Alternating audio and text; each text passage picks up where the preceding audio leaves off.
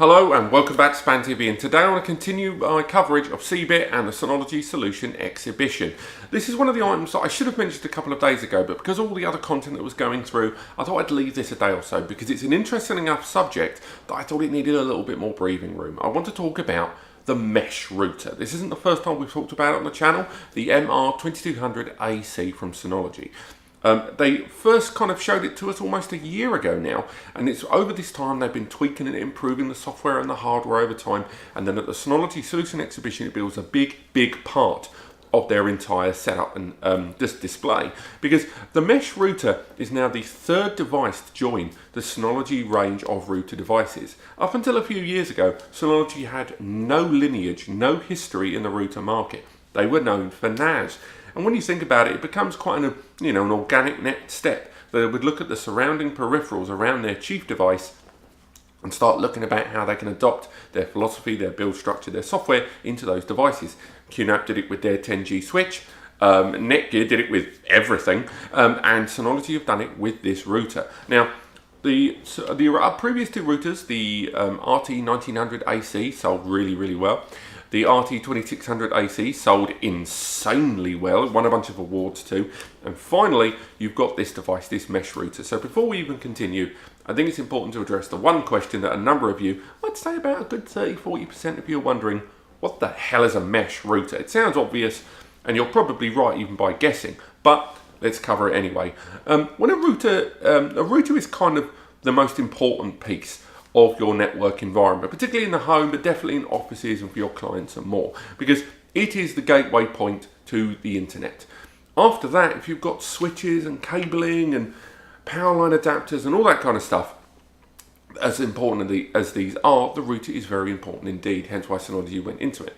And with that router point, you have an enormous amount of responsibility that device holds on that network. I'm going to look at my notes as I go, in terms of security, control, and network coverage. It can assign priorities. Smarter routers, once again, like the RT2600ac or even the Netgear Nighthawk that we talked about in the channel before, these have the ability to assign priorities and profiles, controls different kinds of speeds, and basically helping you work out which devices need the most network coverage, speed and access, and of course security being paramount at all times. But one of the things a router in itself can't really control is distance. Once you get a certain point away on your phone, walking away, your coverage, your access gets smaller and dwindles away.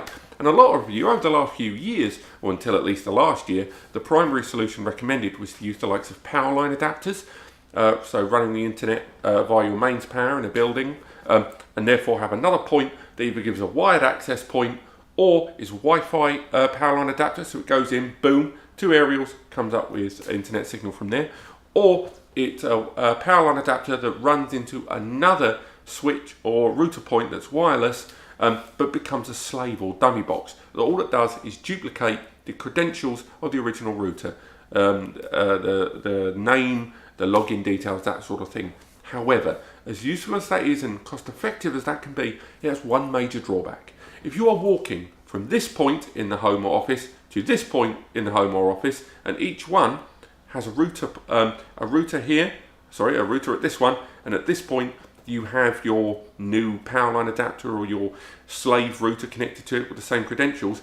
As you walk between them, your coverage gets smaller and smaller from the first device, but it won't necessarily hop over to the other one naturally. And a lot of the time you'll get here really close to this router point, this new point you've set up, and it's still connecting to this one. And your signal is tiny because it's not, your device still sees them as separate networks. Even if they've got the same clone credentials and they're mirrored, some devices have a lot of difficulty hopping organically from one to the other as you walk between them. And so many of you must have had that problem, particularly if you live in a long house. Again, I live back home on the coast. In that device, I have quite a long place, and I need to have 2 points at either end for the internet. And you get to the middle, and often your device is flicking between them, which can be really irritating, because the signal is about the same at the pair of them. It can get very confusing. Now, the way around this is mesh routers. If you didn't already know, remember, skip forward another minute or so if you already know it. What a mesh router does is it sits there in the middle between is you have mesh points all around your home, office, hotel, office environment, whatever, and it picks up the original internet signal and then amplifies it again. And what happens is, as you walk through, carrying on, your signal will continue. It won't have to drop and disconnect to the mesh. You'll just have a nice, steady connection. Think of the last time you stayed in an upmarket hotel, which I'm sure a number of us have done in CBIT, not me, sadly. And you have Wi-Fi coverage, one Wi-Fi access point that seems to cover everywhere, regardless of the size of the building. A lot of the ease and smooth connectivity is thanks to mesh router networks that have been around for a long time under a multitude of different enterprise names, but now have become far more accessible. So where does Synology fit into this? Well, with the mesh router system, it does adopt the same software that the other devices do. That's SRM, Synology Router Management, which is now going into version 1.2 with a bunch of features and functionality that I'm going to talk about later in the video. Now, with Synology having now established quite a good ground base of support with their router device, it became natural to move into this mesh desired market, because mesh is becoming very, very attractive. It can be very cost effective as well, depending on the mesh devices you go for, and Synology have entered this market with this device.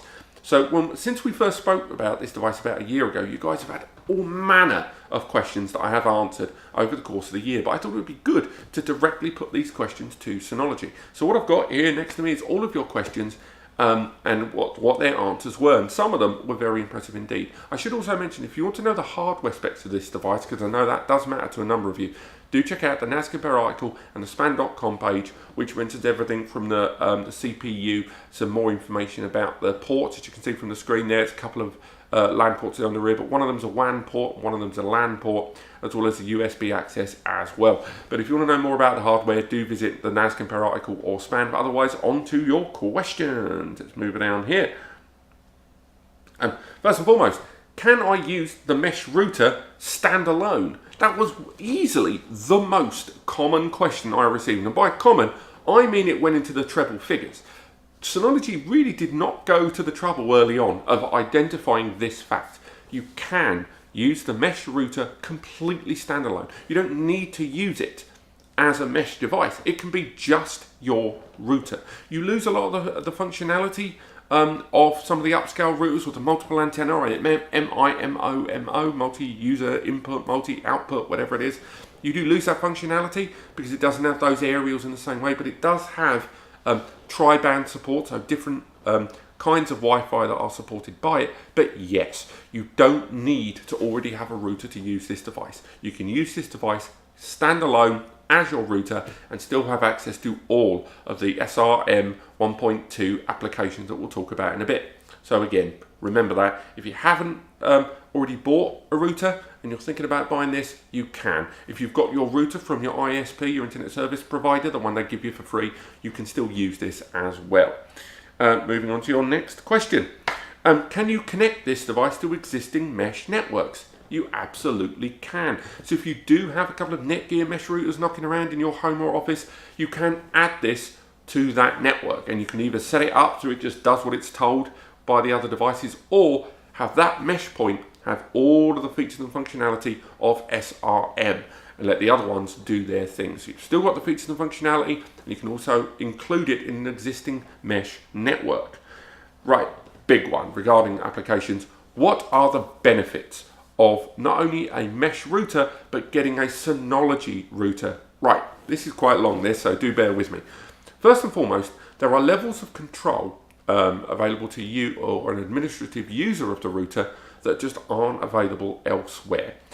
Other routers and mesh routers, don't get me wrong, do have the ability to assign priorities to devices. It even label them with profiles, but you get significantly more ways to handle and deal with and configure users on the Synology, but moreover in an incredibly user-friendly way. Now, there are lots of slides for this from Synology. Do check out the NASCompares article. I've got some of them there that explain this a little better, but if you can lend me your ear, I'll tell you more. So they're using something called Safe Apps. access. And what safe access is, it means two things really. There's safe access with regards to your family or more, and then of course there's safe access for your business. So say a user, and again their example they used predominantly was the idea that you've got a daughter or a son with lots of devices. I'm going to try not to lean into that model too much. So say you've got a client, and this client or a guest or a visitor, they've got a smartphone, a tablet, they've got a DLNA device with them. Basically they've got 3 to 5 devices with them that are internet accessible.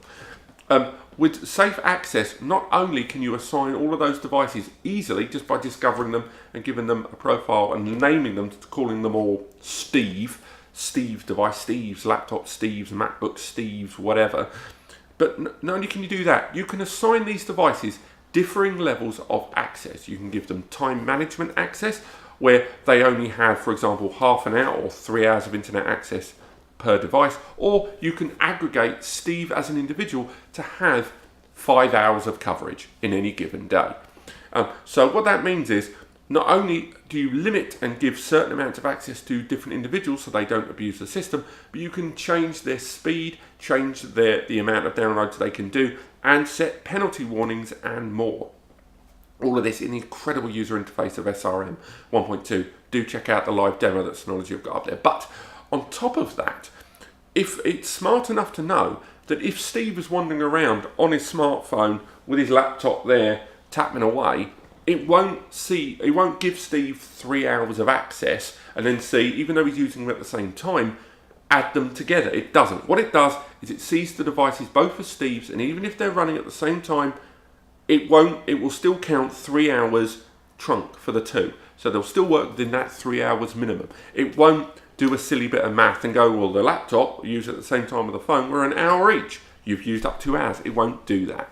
Now, alongside safe access, you can also set up different kinds of access for different days of the week for individual users, guests, or people that you've assigned priorities to, credentials to, and profiles. So you can set different parameters for different days, and it is very, very intuitive. I do recommend you check out that NASCompare article that shows this in a far more graphical way. And it's nice to know that you can give those different priorities and to different sites on different days of the week, because that moves us onto the blacklist, whitelist, and Google Safe browsing functionality of this device. Now, say for example, you've got a bunch of employees. They all want to use the company Wi-Fi. Good luck with them. But not only do you want to make sure they don't abuse this, but they don't go to websites they shouldn't be going to, and they don't use it for too much during the day when they should be working. Now, again, the model they used was a child trying to do their homework, and you want to make sure they don't spend the whole day on some crappy website. I get that, but we're going to stick with the business model as much as possible while the camera went weird and out of focus.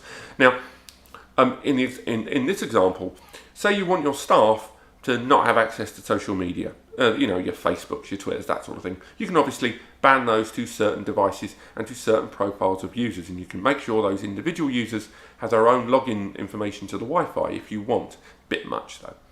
But on top of that, say you want them to have some access. You don't want to be, let's be frank, you don't want to be a dick about it. You want to give them some access to social media. So you say to them, do you know what, we're not going to stop you browsing your social media, we're not monsters, but you get 45 minutes a day. Use it as you will on the Wi-Fi. You can assign that, and you can tier that access to certain times of the day. So say you only want access to it at lunch breaks, or in the evening, or in the morning, you can do that. On top of that, you can assign the ability for some websites to have complete access. Say, again, if they need access to corporate websites, access to information system, the news and stuff like that, you can have that website have full access to it as much as you want. This is stuff that you can configure on a profile level, but moreover in an incredibly user-friendly interface with SRM 1.2 that you get with all of the Synology routers, not just the mesh. Next feature that I thought was quite interesting is the reward system. With all the devices, you can actually have a dashboard where you can see all the different users and what they're doing and how they're using it. And you can penalize, or they've got a button there that said reward of all things. And what that does is give you the ability to say, do you know what? You've got more access. If you need more access, you can do that. Or if the system's being abused, you can deny access at the click, just in 2 clicks, which is pretty impressive indeed. Now do remember, priorities can be blanket across groups or individual users, or in departments. So say for example, your marketing team, there's no way you want to ban Facebook and Twitter and Instagram and all of that stuff. And you can give those profiles unlimited coverage, but you can also say if they're using it too much, penalise, or if they're using it, if they go into these other websites, it can record those and you can see which websites need access and which ones don't. And that level of tiered access is incredibly useful indeed. Now, on top of that, there's lots of statistical and analytical information if you want a little bit more happening in the background, and you're always going to have that information again.